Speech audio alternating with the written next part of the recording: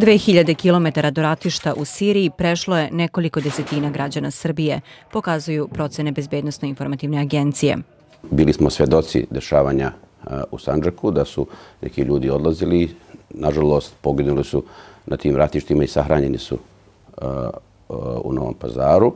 Regrutni centri više nisu nužni. Putem interneta moguće je mobilisati ljude širom sveta da ratuju vođeni verskim fanatizmom ili za novac.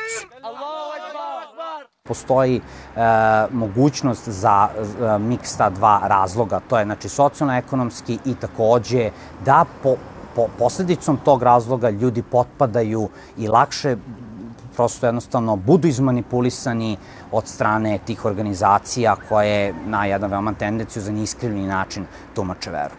Oni koji prežive ratnu traumu, psi rata, kako ih zovu, vraćaju se sa ožiljcima koji teško zarastaju.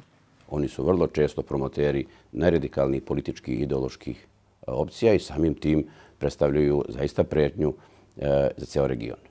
Zato će, poručuje Ljajić, SDPS Skupštini predložiti izmenu krivičnog zakonika tako da se ratovanje naših građana u inostranstvu kažnjava kao teško krivično delo.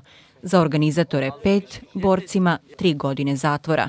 Stručna javnost je podeljena. Mislim da bi država Srbija zbog svog heterogenog sastava stanovništva kada je u pitanju vera morala da donese jednu takvu zakonsku odredbu. To će biti jako teško primenljivo. Postoje firme koje zapravo vrše obuku i regrutuju ljude i šalju ih u različita mesta gde se odvijaju ratni sukobi. Procena da nekoliko hiljada ljudi je već našlo uhlebljenje na taj način. Povratnici sa ratišta poreklom sa Balkana posebna su pretnja zbog svoje evropske fizionomije. Stručnjaci ih prepoznaju kao belu Al-Kaidu. I u parlamentu Bosne i Hercegovine čuje se predlog da se ratovanje u inostranstvu zabrani. U Bezbednosno-informativnoj agenciji saznajemo, na međunarodnom nivou razmatra se da se povratak ratnika u zemlju spreči oduzimanjem državljanstva.